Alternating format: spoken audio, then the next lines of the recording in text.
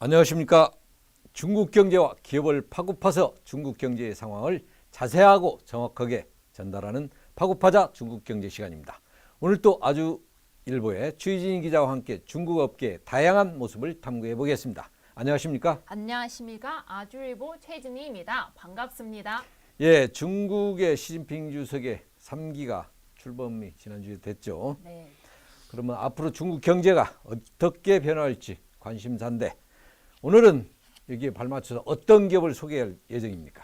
오늘 제가 소개할 기업은 대표님도 아실 텐데요. 바로 중국 Z세대가 가장 좋아하는 문화 커뮤니티 영상 플랫폼 삐리삐리입니다. 예, 비리비리 잘 알죠? 유튜브처럼 사용자들이 동영상을 게시하고 공유하는 플랫폼 아닙니까? 네, 삐리삐리가 또 중국판 유튜브로 불리기도 합니다. 그런데 유튜브랑은 좀 다른 차이점이 있습니다. 유튜브는 알고리즘 기반으로 운영돼 사용자에게 동영상을 추천하는 서비스를 제공하지만 삐리삐리는 카테고리를 명확하게 구분해 사용자의 선호도와 기호에 다른 선택을 유도하는 시스템 기반으로 합니다. 아, 그렇군요. 유튜브는 그의 전 연령이 쓰는 플랫폼인데 비리비리는 중국 Z세대 위주로 공략하는 이유가 특별히 있습니까? 삐리삐리가 초기에 애니메이션, 만화, 게임 콘텐츠 등 Z세대가 좋아하는 콘텐츠를 중심으로 창작하고 공유하는 세트여서 Z세대에게 급격하게 인기를 끌어왔습니다. 현재는 생활, 우락, 과학기술 등 광범위하게 다양한 콘텐츠를 구성하고 있고 라이브 방송 등 기타 영역도 개설되었습니다. 그럼 콘텐츠만으로 Z세대의 마음을 사로잡는 건 쉽지 않을 텐데 혹시 비리비리가 중국 Z세대가 가장 선호하는 플랫폼으로 부상하게 된 특별한 비결이 있습니까? 네, 삐리삐리가 Z세대 마음을 사로잡는 다른 비교로는 소위 탐마 자막과 독특한 회원 등급제 시스템 될 수 있습니다. 자막이 무엇인지 제가 그 사진으로 보여드립니다. 이 사진을 보면 동영상 그 스트리밍 중에 사용자의 댓글이 영상에 자막이 되어 지나가는 시스템 바로 단마 자막입니다. 이는 자신의 생각을 나누는 것을 느끼는 Z세대의 취향을 적정한 것으로 평가되고 있습니다. 예, 방금 회원 등급제 시스템도 중국 Z세대의 마음을 사로잡는 비결이라고 했는데 좀 자세하게 소개해 주시죠. 삐리삐리 회원 관리는 매우 독특한데 그 정규 회원과 비정규 회원으로 나눠져 있고 비정규 회원이 정규 회원으로 승급되기 위해서는 1시간 동안 100개 정도의 문제를 풀어 유시점 넘어야 하는 이른바 정규 회원 테스트를 통과해야 합니다.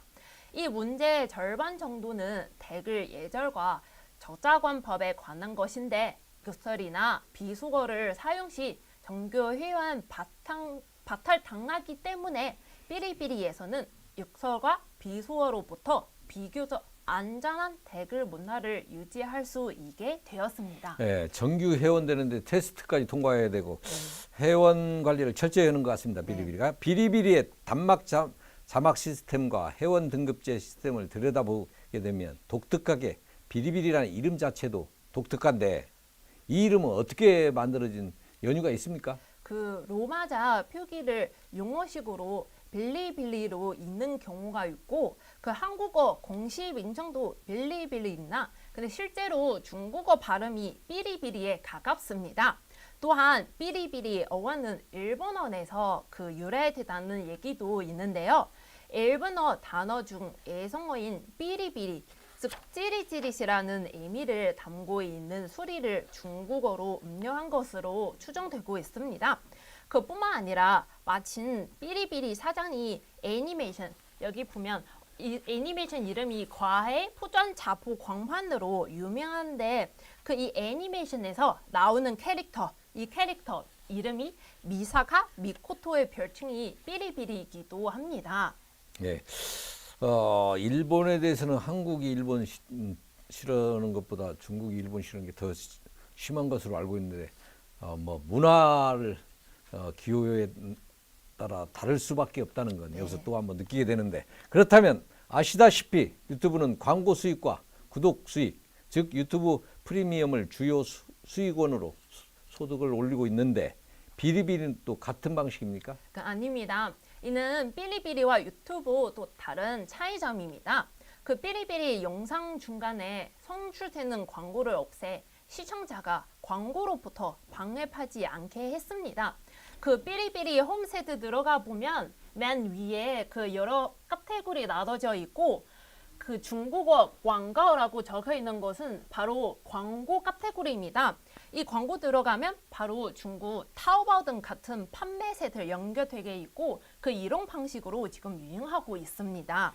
그럼 이런 방식으로 운영하면 비리비리가 유튜브만큼 매출이 잘 나오는 거 있습니까? 그 지난 3월 3일 그 삐리삐리 2021 회계 연도 재무 보고서를 발표하는데요. 그 매출은 증가하는데 순순지를 크게 늘어나고 밝혔습니다. 삐리삐리 2021년 순순지를 전년 대비 122.95%가 증가해 68억 900만 위안으로 나타났습니다. 이로써 삐리삐리는 2018년 3월 그 미국 나스닥에 상장한 이후 현재까지 수익을 내지 못하고 있습니다. 아, 비리비리가 그게 실적은 별로 안 좋습니다. 네.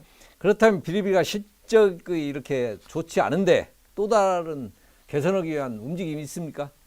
삐리삐리는 예전보다 게임 분야에서 그 많은 투자를 해와서 그 게임으로 성장 투팍으로 지금 차고 있습니다. 심지어 일각에서는 삐리삐리를 가르쳐 동영상 플랫폼 탓을 쓴 게임 회사라고 부르기도 합니다. 예, 중국 Z세대의 소비 패턴과 성향은 매우 빠르게 변하고 있는 가운데 컨텐츠와 플랫폼에 대한 요구 기준이 높아지고 있습니다. 비리비리는 이러한 중국 Z세대의 트렌드를 반영해 그들이 선호하는 문화 컨텐츠뿐만 아니라 일반 대중의 주류 문화까지 아우르며 마케팅 시장, 게임 제작, 동영상 플랫폼, 타오바오 등 다양한 협력을 통해 젊은 이용자를 유지 및 확장해 나가고 있는 것으로 보입니다. 비리비리가 비록 단기간 내에 수익성은 떨어졌지만 여러 다양한 움직임을 통해 여전히 전망은 밝게 보입니다.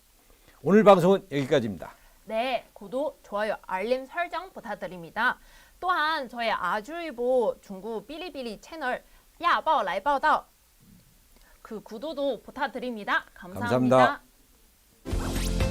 경제에 관심 많으신가요? 바른 생각으로 세상을 바라봅니다. 더 공정한 언론, 아주경제. 5개 국어로 세상과 소통합니다. 따뜻한 미디어, 아주경제. 오늘도 아주 경제적인 생각을 전합니다. 아시아의 중심에서 세계를 만나는 원칙과 상식의 정도 언론, 아주경제.